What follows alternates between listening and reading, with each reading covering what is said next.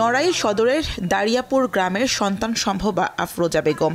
গর্ভবতী এই নারী নড়াইল সদর হাসপাতালে এসেছিলেন সন্তান প্রসব করানোর আশায়। তবে চিকিৎসক সংকট ও বেশ কিছু জটিলতায় তাকে রেফার করা হয় যশোরে। তবে কৃষক পরিবারের এই রোগীকে যশোরে নিতে অ্যাম্বুলেন্স বাবদ বাড়তি অর্থ খরচ হয় পরিবারের, সেই সঙ্গে পড়তে হয় ভোগান্তিতে।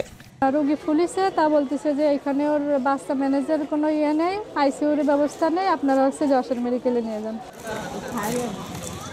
শুধু আফরোজা নন, নড়াইলের লোহাগড়া, কালিয়া ও নড়াইল জেলা হাসপাতালে চিকিৎসা সেবা নিতে আসলে প্রতিদিন অসংখ্য রোগীকে বিশেষজ্ঞ চিকিৎসকের অভাবে পাঠানো হয় পাশের জেলা যশোর, খুলনা অথবা রাজধানী ঢাকায়, যাতে বাড়তি সময়ের পাশাপাশি খরচ করতে হয় কয়েক গুণ বেশি অর্থ।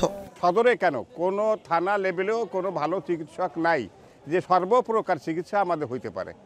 আমাদের অন্য অন্য জেলায় যাইতে হয়। বড় কোনো ধরনের কোনো অপারেশন যদি আমাদের করতে হয় নড়াইলে, কোনো ধরনের কোনো বড় অপারেশন নড়াইলে হয় না। এইখানে যে পর্যাপ্ত সুযোগ সুবিধা থাকার কথা সেটা আসলে এখান থেকে আমরা পাই না বা সেটা দেওয়া হয় না।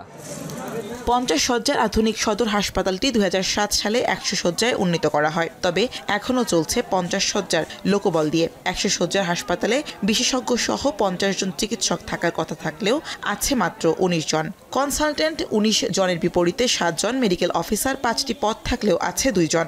আর টেকনিশিয়ান অ্যাসিস্ট্যান্ট সহ চতুর্থ শ্রেণীর অন্তত 208 জন কর্মচারীর জায়গায় আছে মাত্র 92 জন। অথচ এই হাসপাতালে প্রতিদিন গড়ে চিকিৎসা নিতে আসে 300-র বেশি রোগী। ফলে সেবা দিতে হিমশিম অবস্থা চিকিৎসকদের। একই অবস্থা লোহাগড়া ও কালিয়া উপজেলা স্বাস্থ্য কমপ্লেক্সের। কালিয়া উপজেলায় 35 জন, ডাক্তারের বিপরীতে রয়েছেন মাত্র 17 জন। লোহাগড়ায় 22 জন চিকিৎসক থাকার কথা থাকলেও আছে মাত্র 14 জন। চিকিৎসক সংকটে রোগীদের সেবা ব্যাহত হচ্ছে বলছেন হাসপাতালের আরএমও। তবে সংকট সমাধানের চেষ্টা চলছে বলে জানান তিনি। আমরা আমাদের মতো সর্বোচ্চ চেষ্টা করছি যেন মানুষের সেবা দিতে পারি, কিন্তু সেটা আশানুরূপ হচ্ছে না। এখন আমাদের জনবল নিয়োগ দেওয়া প্রয়োজন। আমরা প্রয়োজনীয় কাগজপত্র বিভিন্ন সময় পাঠাচ্ছি। জেলা সিভিল সার্জন বলছেন বর্তমানে 47% ডাক্তারের পদ শূন্য রয়েছে।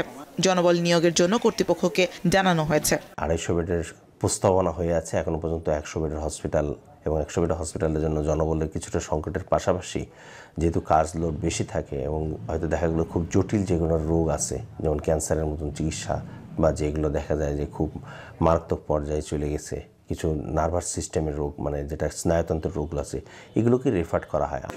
গেল 1 বছরে নড়াইল সদর হাসপাতালে ভর্তি থেকে চিকিৎসা নিয়েছেন 28,000 রোগী, আর আউটডোরে সেবা নিয়েছেন 2,73,000-এর বেশি রোগী।